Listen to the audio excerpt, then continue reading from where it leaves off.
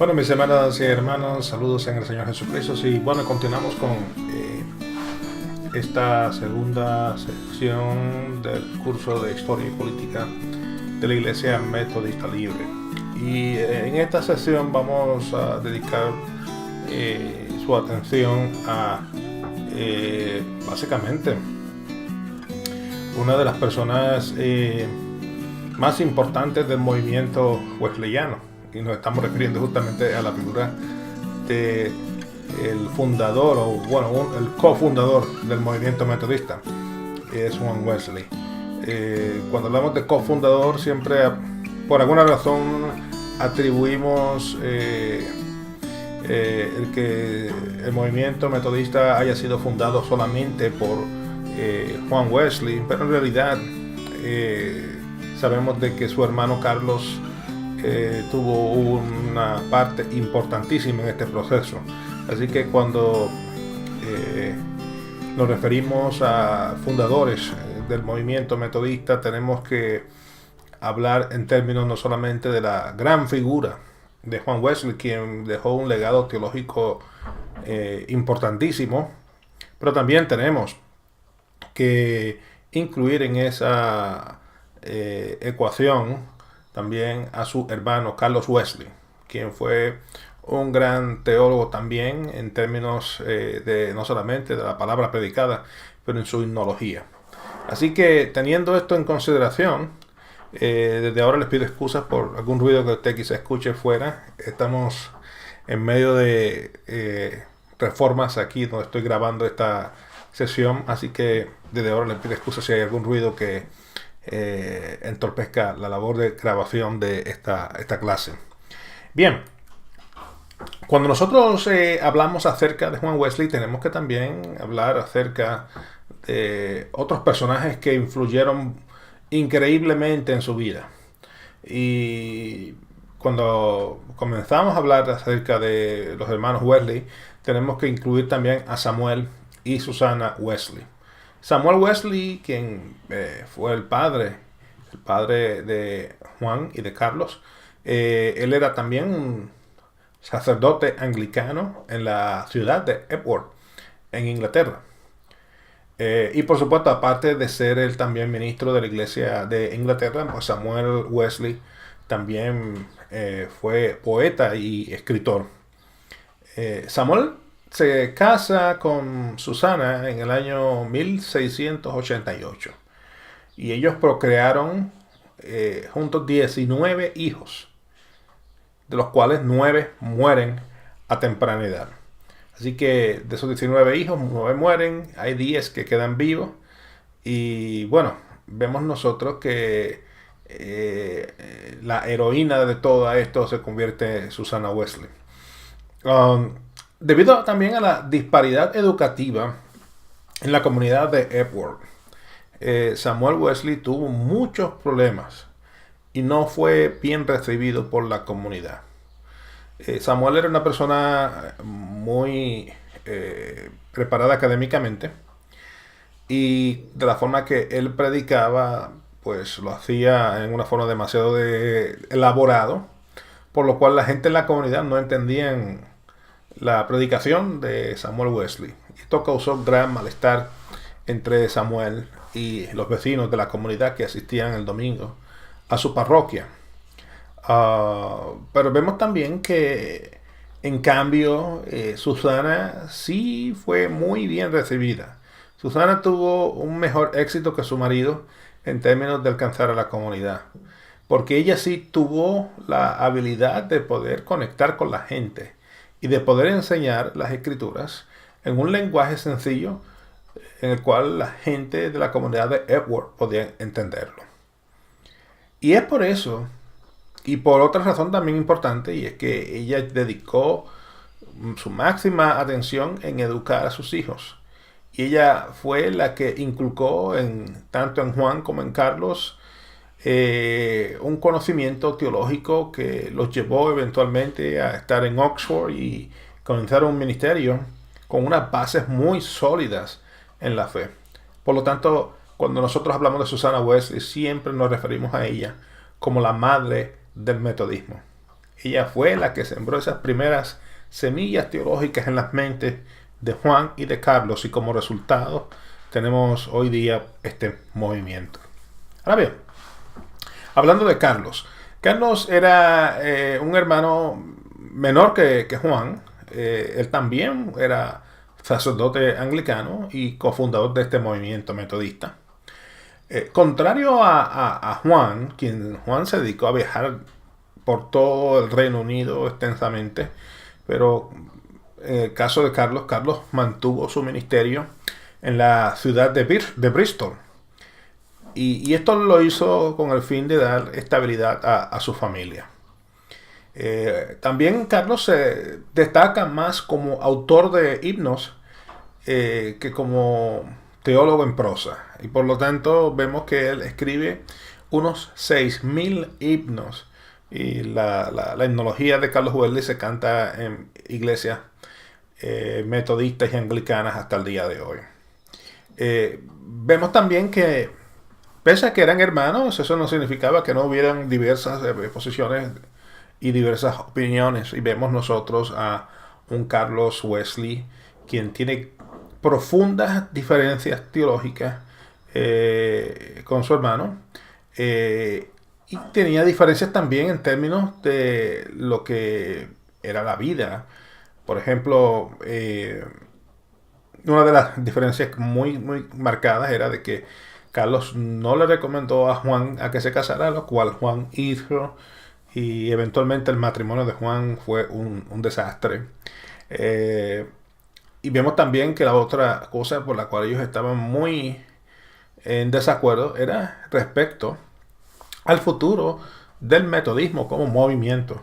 Vemos nosotros que mientras Carlos deseaba que se mantuviese conectado 100% con la iglesia anglicana, Juan también lo deseaba. No podemos negar eso. Juan deseaba. Y de hecho, Juan Wesley muere como un sacerdote episcopal. Él no muere como un pastor metodista.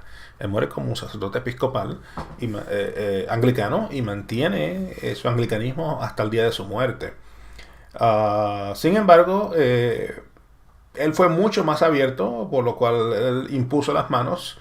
Eso lo vamos a discutir más adelante sobre Thomas Coke y Francis Asbury, y ellos comienzan la labor metodista en Norteamérica, lo cual causó una gran desavenencia entre él y su hermano a causa de esta acción. Bien, en el caso de Juan nació también en la ciudad de Epworth. Básicamente Susana, su madre, fue la que proveyó esa educación primaria, lo cual fue fundamental en la vida de Juan Wesley. Y a la edad de 10 años fue aceptado en la prestigiosa escuela Charterhouse en Londres. Y esto fue como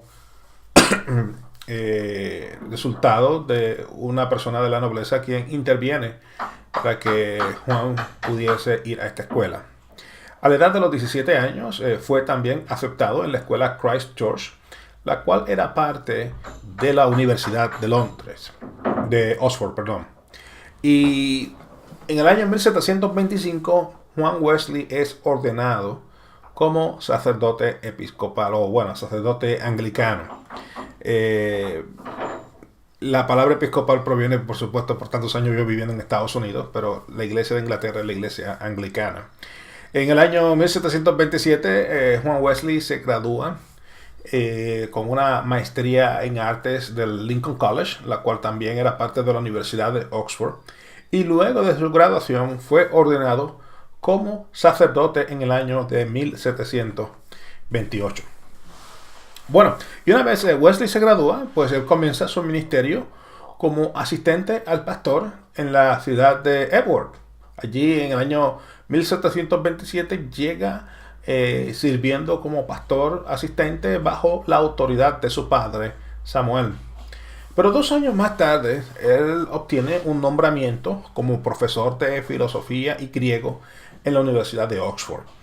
Y esto causó una gran tristeza en el padre, en Samuel, porque Samuel tenía sus esperanzas de que Juan fuese el que tomase las riendas de la iglesia eventualmente cuando llegara el momento de la jubilación o muerte de él. Sin embargo, Juan pues tenía otras expectativas en la vida. Él estaba buscando ese sitio en el mundo, por lo cual cuando se le ofrece esta oportunidad de ser profesor de filosofía y griego en Oxford, él acepta y toma este cargo.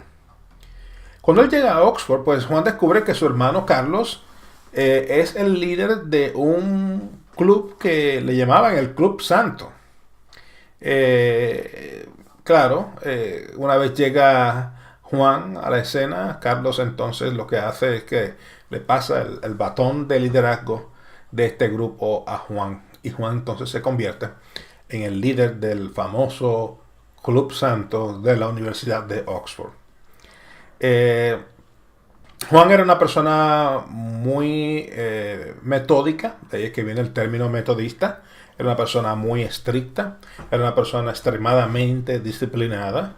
En ese entonces él buscaba ese ascetismo religioso y la búsqueda de la santidad, digamos, en una forma bien metódica. Y es por eso que entonces la gente comienza a llamar al Club Santo en una forma despectiva como los metodistas. De ahí es que surge este nombre, de metodistas.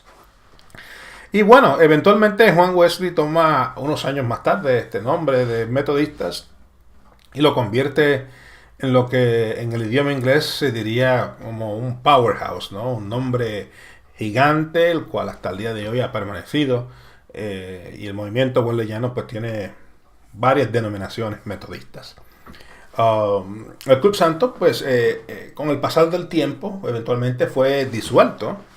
Pero la idea del metodismo quedó viva y más tarde en la historia pues vemos nosotros cómo Juan Wesley utiliza este adjetivo para nombrar ese movimiento de renovación el cual más tarde funda.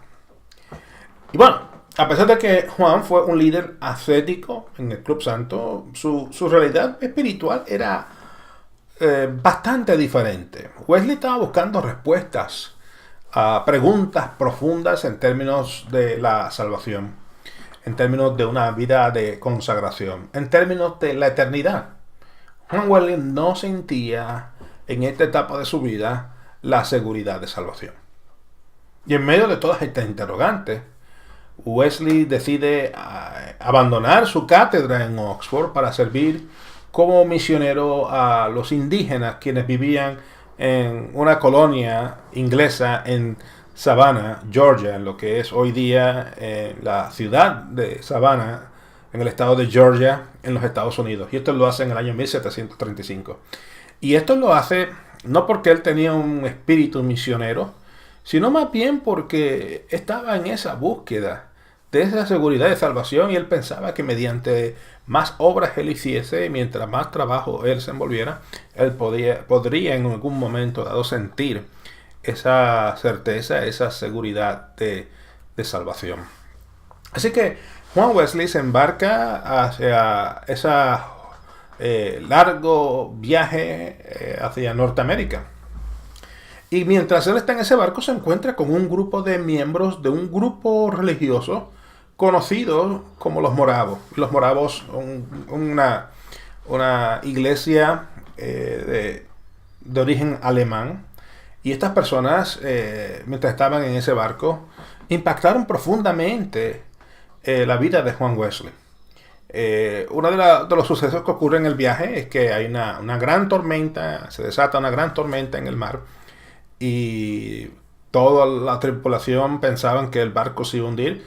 Juan Wesley estaba aterrado pensando de que él se iba a morir y que no sabía dónde iba a pasar su eternidad. Pero mientras él estaba en esa angustia, él observa que este grupo de moravos están lo más tranquilos. Ellos están cantando, ellos están leyendo sus Biblias, ellos están felices. Y Wesley se acerca y le pregunta cómo es posible que ellos en medio de un momento de peligro como este estén lo más tranquilos. Y ellos les hablan y le dicen que no, que ellos están muy felices porque ellos tienen la seguridad de su salvación, que ellos saben que en el momento en que ellos partan de esta vida terrenal hacia la eternidad, que van a estar en la presencia del Señor. Y esto causó en Juan Wesley un impacto mayor, porque justamente esto era lo que él estaba en su búsqueda, ¿no? De poder saber cómo él podía obtener esa seguridad de salvación. Bueno, una vez llegado él a la ciudad de Savannah, Georgia, él comienza a establecer grupos pequeños, lo que pudiéramos llamar hoy célula, o lo que pudiéramos llamar hoy comunidades de fe en lugares estratégicos a lo largo de la ciudad de Savannah, con el fin de poder alcanzar no solamente a los indígenas, pero también a los colonos ingleses que se encontraban allí. Y el resultado de esto fue sorprendente, fue un crecimiento numérico en la asistencia de personas a su parroquia los domingos. Pero pese a todo ese éxito, vemos nosotros que Wesley continuaba deprimido y tenía un sentimiento de derrota. En este proceso también él conoce a una chica, la cual él pues se enamora de ella, pero ella no les corresponde, lo cual también aumenta su depresión, tomando entonces él la decisión eventual de regresar a Inglaterra.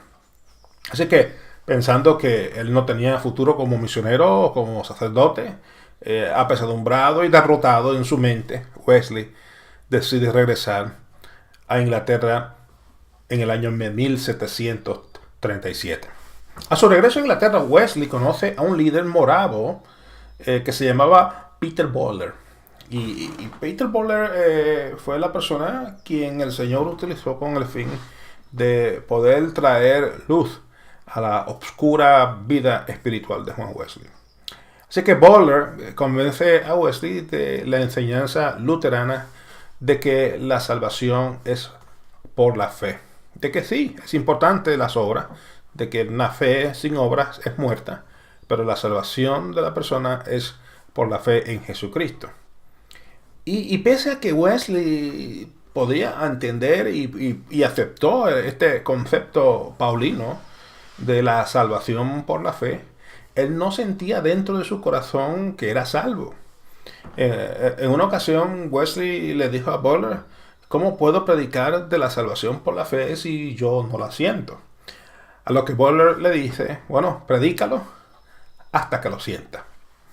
Y bueno, así que Wesley, en medio de ese drama personal, pues continuó sirviendo al Señor y continuó asistiendo a las reuniones que los moravos tenían en un salón de reuniones localizado en la calle Aldersgate, en la ciudad de Londres.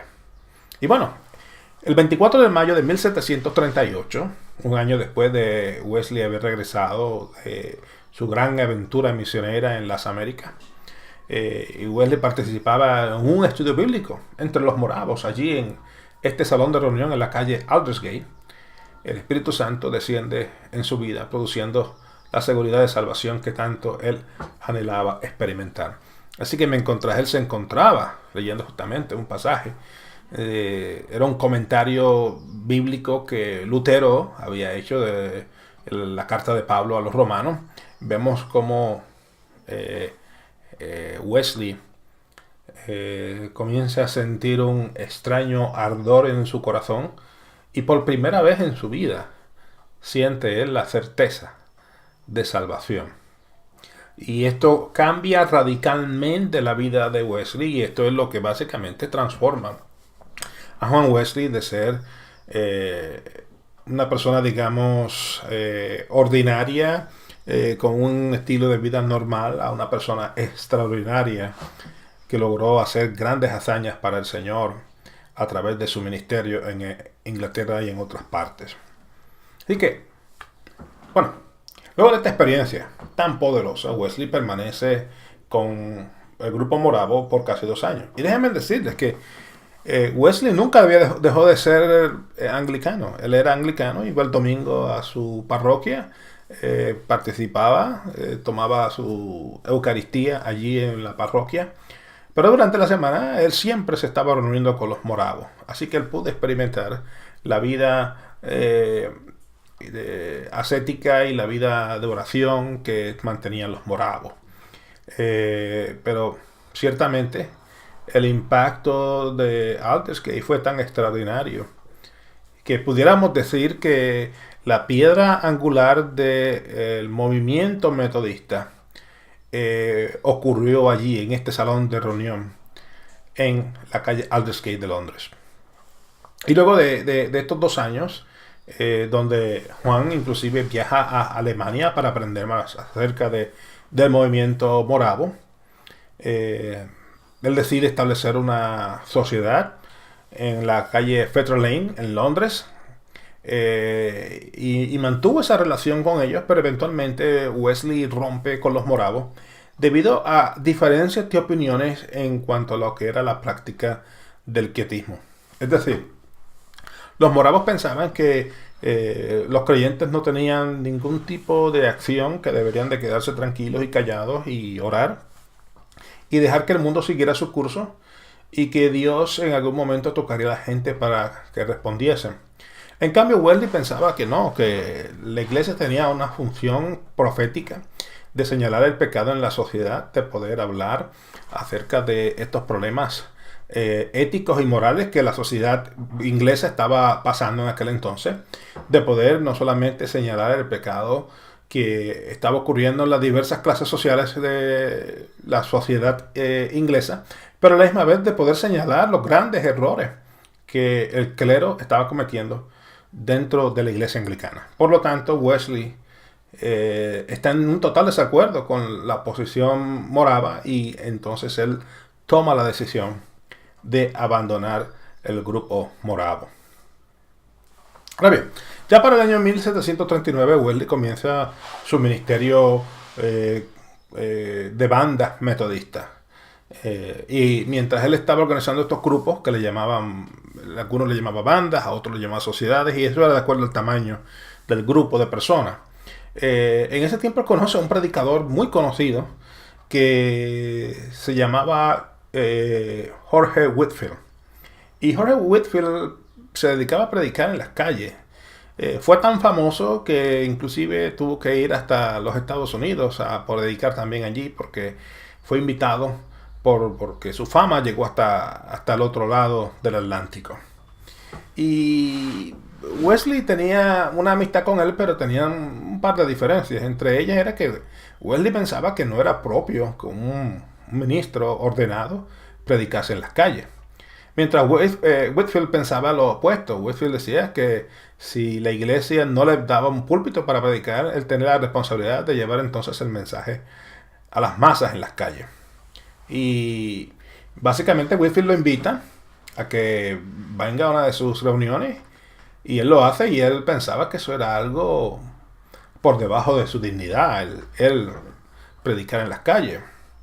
Pero bueno, surge de que Wesley predicaba tan y tan fuerte en contra de las clases sociales, la división social, y en contra de los grandes pecados que se estaban cometiendo tanto en la sociedad y en la nobleza y en medio inclusive de la clase jerárquica religiosa de aquel entonces, que entonces comenzaron a cerrarle las puertas a Wesley. Entonces Wesley pues, no podía predicar ya en iglesias. Y esto entonces forza a que entonces tiene que predicar en las calles.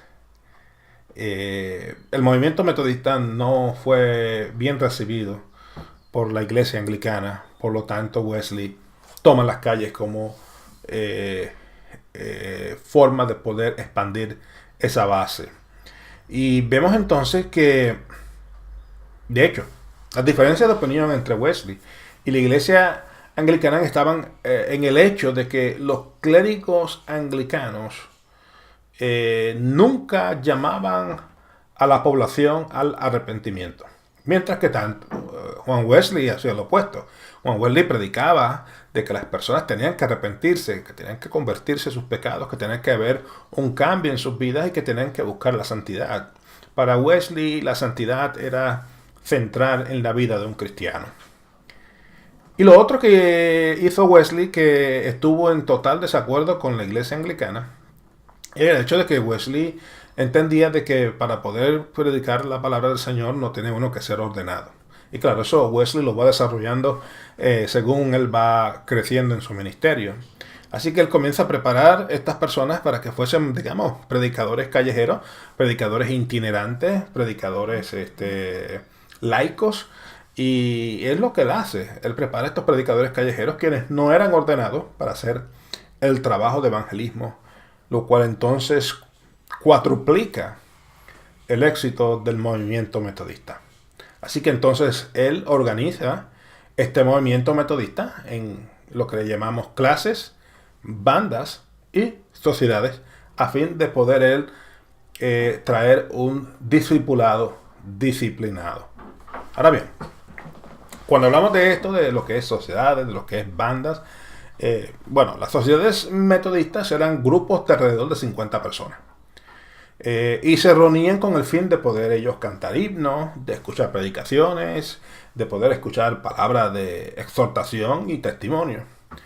Y quienes dirigían estas sociedades eran en muchas instancias clérigos, personas ordenadas, pero en otras instancias eran líderes laicos quienes no tenían ningún tipo de ordenación, pero sí estaban bajo la supervisión de un clérigo.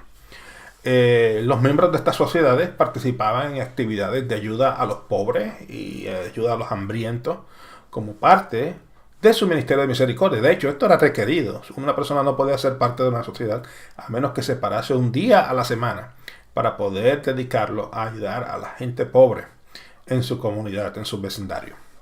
De ahí tenemos entonces otro grupo que se llaman las clases metodistas. Las clases, básicamente lo que ocurría era que las sociedades, que les mencioné que eran grupos de 50 personas más o menos, se dividían en clases de 10 a 12 miembros cada clase.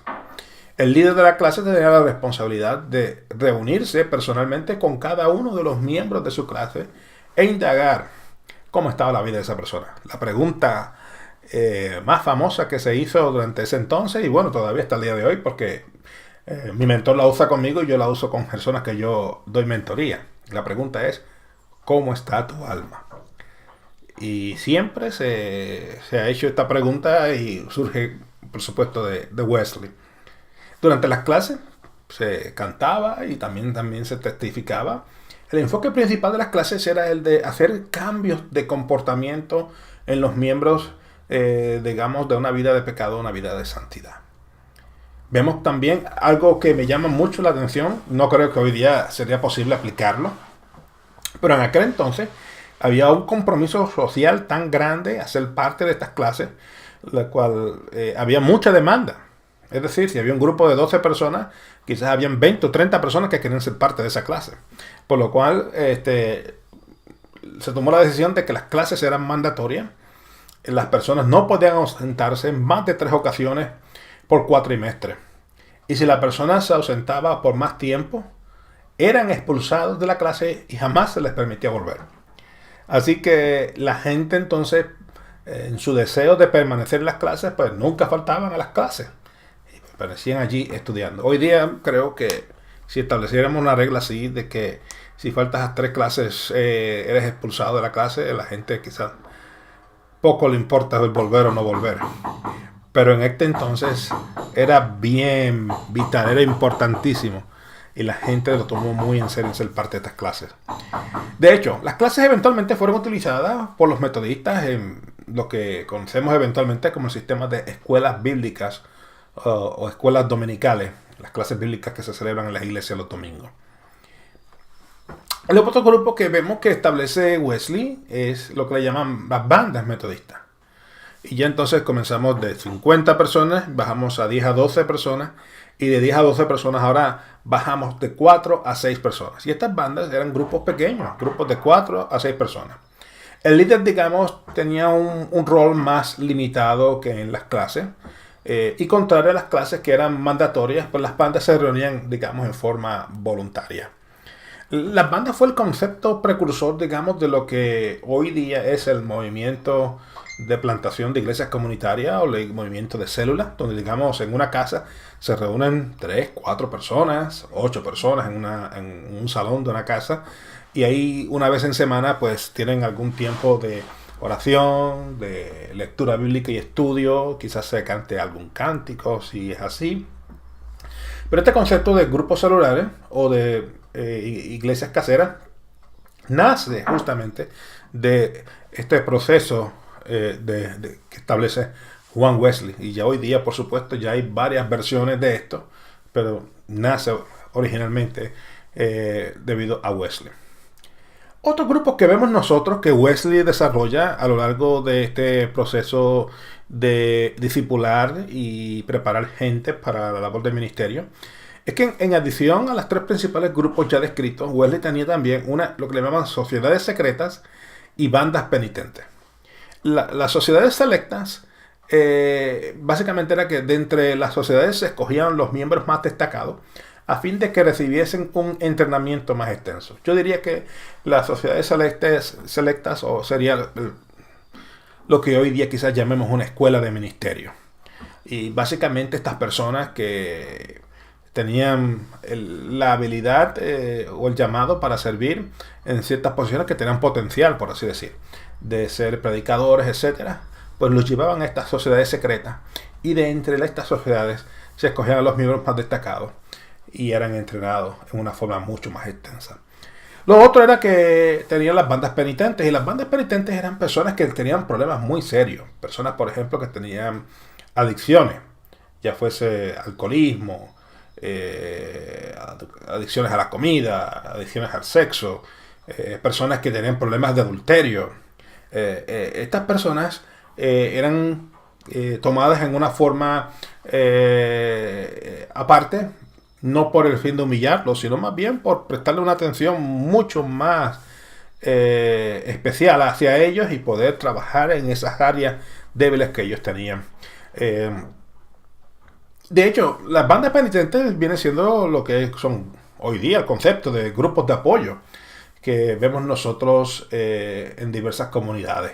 Así que lo que es un grupo de apoyo, bueno, su origen lo vemos nosotros en gran medida de la forma que Wesley lo establece allí en esta época en Inglaterra.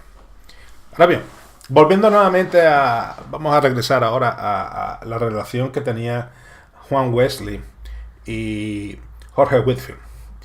De hecho, Juan Wesley y Whitefield fueron grandes amigos, pese a que habían un par de diferencias teológicas.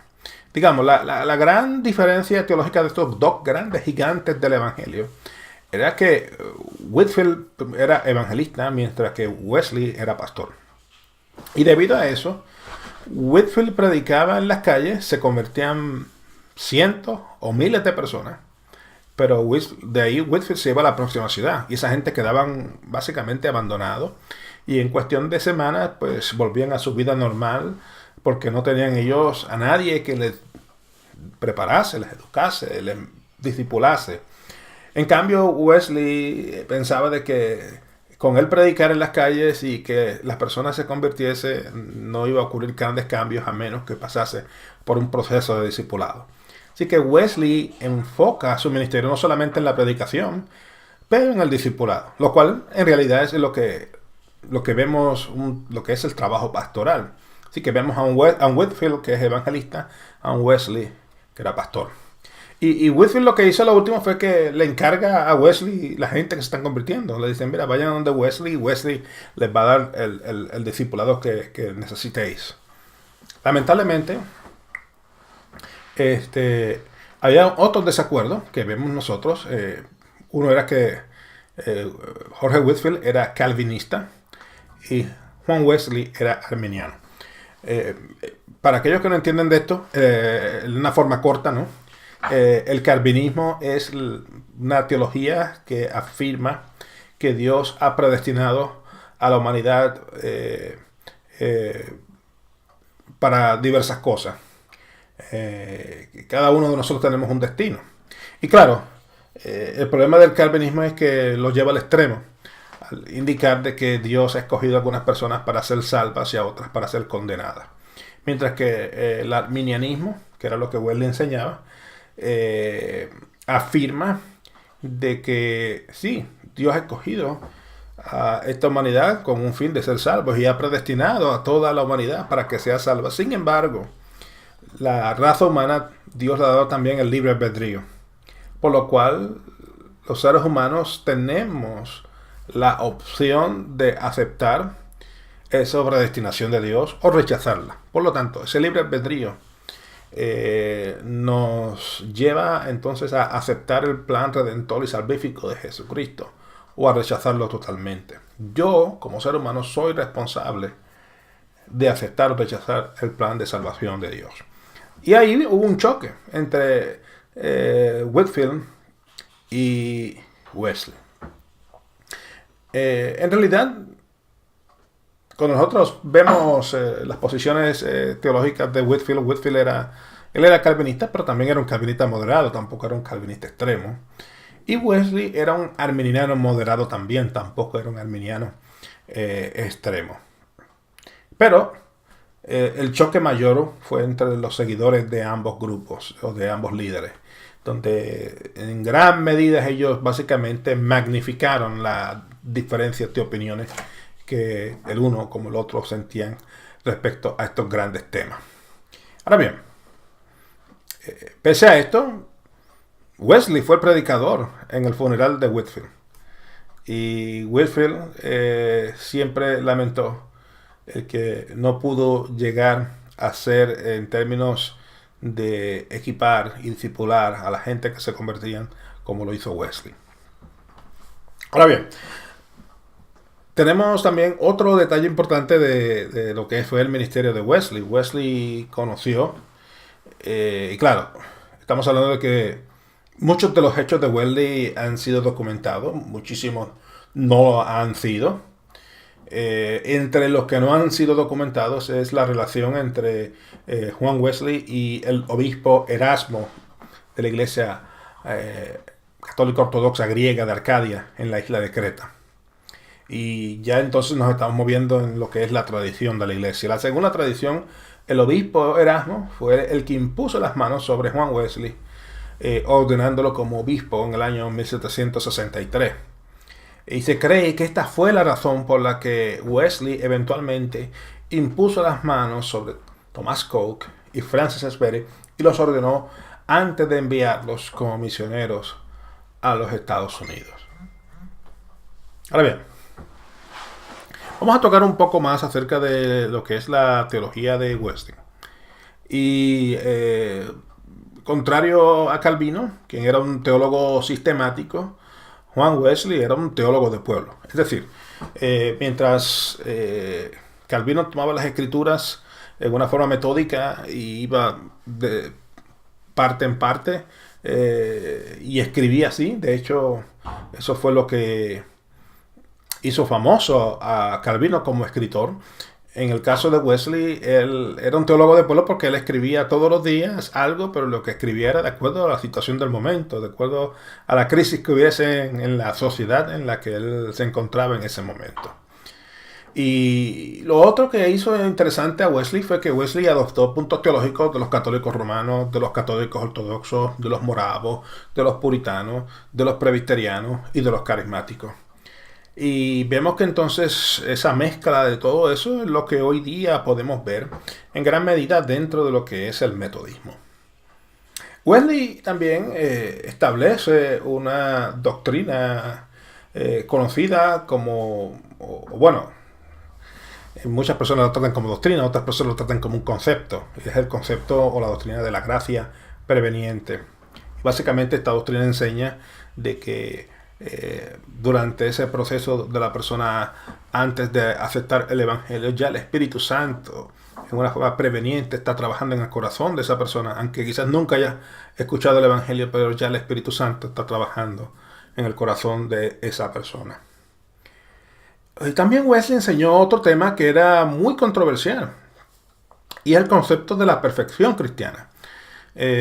Claro, cuando hablamos de perfección, pues casi siempre para nosotros se nos hace imposible poder capturar eso, se nos convierte abstracto por el hecho de que en nuestras mentes ya pensamos o tomamos por sentado de que somos seres humanos imperfectos, que el único perfecto es Dios. Así que cuando nos hablan de la perfección cristiana desde ese punto de vista, por supuesto, es incomprensible. Pero lo que Wesley se estaba refiriendo era algo diferente o a lo que nosotros quizás normalmente entendemos como perfección. Y básicamente para Wesley, un cristiano que caminaba en la perfección cristiana era aquel que amaba a Dios con todo su corazón, con toda su alma, con toda su fuerza, y al prójimo como a sí mismo. Y también vemos que en el caso de Wesley, el tercer tema de gran importancia para él, y digamos el más preponderante, el tema más central en la vida del ministerio de Wesley, era el tema de la santidad. Y la santidad se convierte básicamente en el punto central del ministerio y de las predicaciones de Juan Wesley. En cuanto a la vida personal de Wesley, pues pudiéramos hablar de que Wesley viajó unas 250.000 millas a caballo. Eso es alrededor de 402.336 kilómetros. Y predicó alrededor de 40.000 sermones en su carrera ministerial. Otro detalle que me llama a mí mucho la atención es que Wesley era vegetariano y que se abstuvo de tomar alcohol. A la edad de 48 años, después de estar viajando por tanto tiempo, se enamora. Y bueno, su hermano Carlos le dijo: tú tienes una vida de viaje constante montado en un caballo y ninguna mujer te va a aguantar eso, porque no te quedas soltero. Pero Wesley, contrario a eso, se casa con María Peseo, y ese matrimonio se convierte en un desastre porque Wesley se montaba en el caballo y se iba por meses y no regresaba a su casa, y eventualmente María lo abandona, lo deja. Y vemos que finalmente Juan Wesley parte de este mundo, la presencia del Señor, un 2 de marzo del año de 1781, a la edad de 87 años.